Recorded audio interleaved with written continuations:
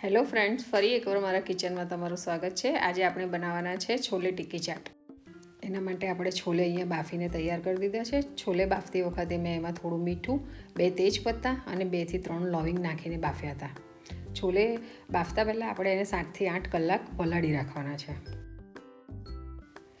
છોલે બફાઈ ગયા પછી એમાંથી તેજપત્તા કાઢી નાખવાના છે અને જો તમારે લવિંગ રાખવા હોય તો રાખવાના અને કાઢવા હોય તો કાઢી નાખવાના। છોલેમાં વઘાર કરવા માટે આપણે થોડું ઘી મૂકી દઈશું। ઘી ગરમ થાય એટલે એમાં થોડું જીરું, હિંગ, આદુ મરચાંની પેસ્ટ 1 ચમચી જેટલી અને જરાક હળદર નાખી અને છોલે ઉમેરી દેવાના છે। આદુ મરચાંની પેસ્ટ એકદમ ઝીણી નથી કરવાની, થોડા મોટા રહે એ રીતે જ વાટવાના છે અને 5-10 સેકન્ડ જેટલા જ એને સોતે કરવાના છે। અને હવે આપણે એમાં છોલે ઉમેરી દઈશું અને છોલે ઉમેર્યા પછી એમાં થોડાક મસાલા કરી લઈએ।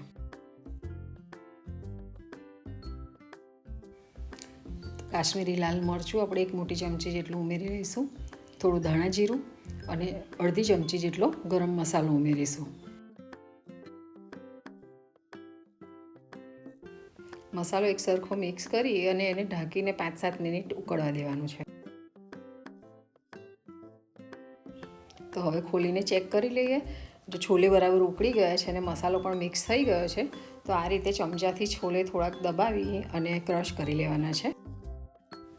એનાથી છોલેનો રસો થોડો ઘટ્ટ થશે। હવે આપણે એમાં થોડીક આમલીનું પાણી ઉમેરી દેવાનું છે। આ આમલી મેં પહેલાંથી જ બોળીને રાખી હતી। આ રીતે ગળણીમાં ગાળીને લઈ લેવાનું છે આમલીનું પાણી।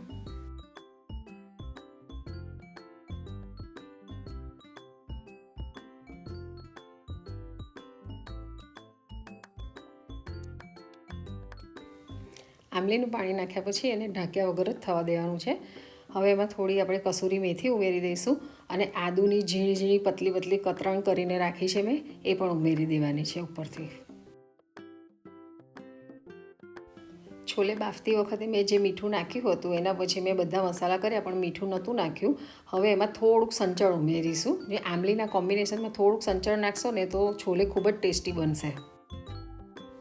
હવે 2 મિનિટ ખાલી ઉકાળી અને ગેસ બંધ કરીને આપણે લીલા ધાણા ઉમેરી દઈશું। અહીંયા આપણે છોલે તૈયાર થઈ ગયા છે।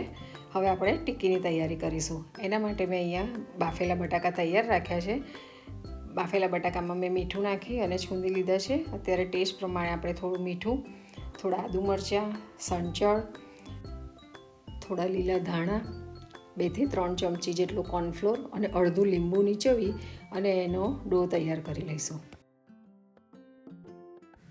મેં અહીંયા થોડો મસાલો નાખીને ટિક્કી બનાવી છે, પણ આ ટિક્કી તમે સાદી પણ બનાવી શકો છો, જેમાં ખાલી મીઠું અને કોર્નફ્લોર જ નાખવાનું હોય છે। કોર્નફ્લોરના લીધે ટિક્કી આપણી થોડી ક્રિસ્પી થઈ જશે।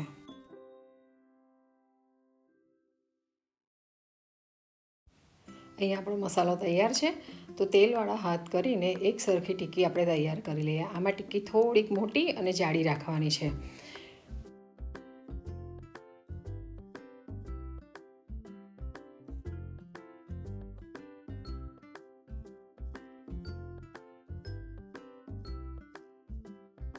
તો અહીંયા આપણી ટિક્કી તૈયાર થઈ ગઈ છે। તો આપણે થોડું તેલ મૂકી અને એને શેકી લઈશું। પહેલી વારમાં થોડુંક આ રીતે વધારે તેલ મૂકવાનું છે અને એમાં ટિક્કી આપણે ધીરે ધીરે ગોઠવી દઈશું।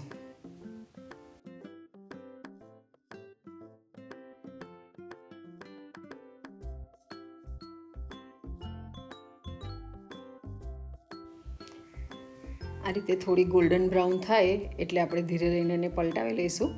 તમારી તવી કે નોનસ્ટિકમાં જેટલી ટિક્કી આવે એટલી ટિક્કી આપણે એ રીતે ગોઠવવાની છે।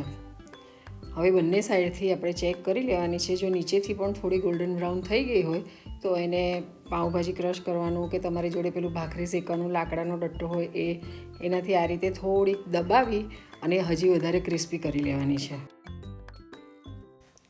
ટિક્કીને પ્રેસ કર્યા પછી અહીંયા મને જગ્યા થોડીક ઓછી પડે છે તો હું એક ટિક્કી કાઢી લઈશ।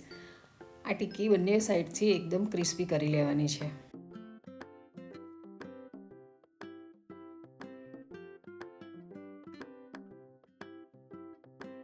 તો અહીંયા ટિક્કી બંને બાજુથી ગોલ્ડન બ્રાઉન થઈ અને સરસ ક્રિસ્પી થઈ ગઈ છે। તો ચાલો હવે આપણે છોલે ટિક્કીની પ્લેટ તૈયાર કરીએ। તો પ્લેટમાં ટિક્કી લઈ ઉપર છોલે મૂકીશું અને છોલે ઉપર ખાટી મીઠી ચટણી, તીખી ચટણી, સલાડ તમારે મનપસંદ જે નાખવું હોય તે. અહીંયા મેં કાંદા, ગાજર, બીટ અને કોથમીર એડ કર્યા છે. આ ખજૂર આમલીની ચટણી યુઝ કરી છે અને એ ચટણીની રેસીપીની લિંક નીચે ડિસ્ક્રિપ્શન બોક્સમાં આપેલી છે.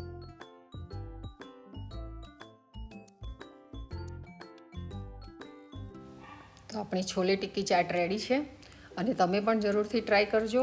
અને જો તમને આ રેસીપી ગમે તો મારી ચેનલને લાઇક કરજો, શેર કરજો અને સબસ્ક્રાઈબ કરજો. Thank you.